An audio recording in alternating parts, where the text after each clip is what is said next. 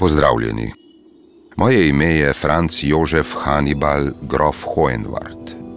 Tole pa je dvorec Ravne, moj nekdanji dom. Zgodovina dvorca sega vse do 14. stoletja, ko je na njegovem mestu stal srednjeveški stolpast dvor, ki je bil več stoletij v dedni lasti rodbine Ravnah.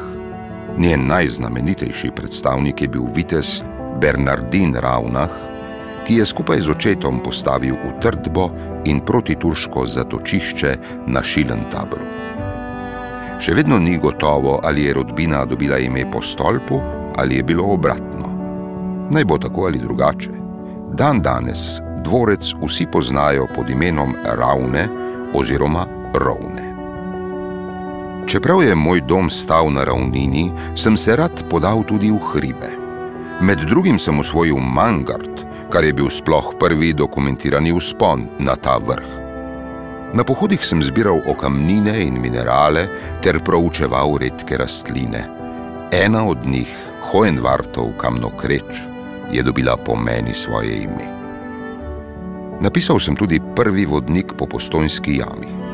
V času, ko sem ga pisal, mi je Luka Čeč podaril hroščka, pozneje znanega pod imenom Drobnovratnik.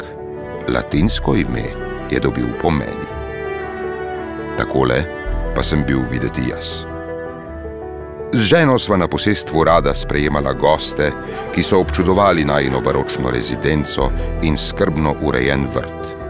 Navdušeni so bili tudi nad mojo bogato zbirko knjig, del katere sem podaril Kranjskemu deželnemu muzeju v Ljubljani, ki sem ga pomagal ustanoviti, in iz katerega izvira ta današnja Narodni in prirodoslovni muzej Slovenije.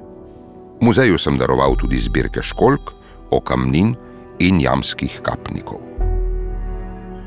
Dvorec Ravne je v last naše rodbine Hohenwart prišel za časa mojega deda, ki je bil poročen z baronico iz rodbine de Leo.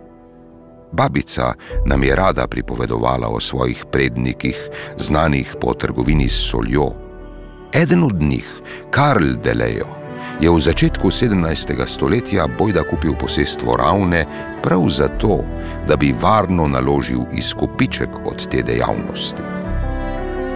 Moj ded je renesančni dvorec temeljito prezidal in ga povečal. Zgraditi je dal tudi novo kaščo. Moj oče pa je kasneje poskrbel še za 4-traktni hlev. Dvorec je vse 19. stoletje in v začetku 20. stoletja ostal v lasti naše rodbine. Po meni ga je podedoval nečak Karl Žiga Hohenwart, pravnik in pomemben politik, saj z ženo nisva imela otrok. Zadnja lastnica pa je bila grofica Izabela.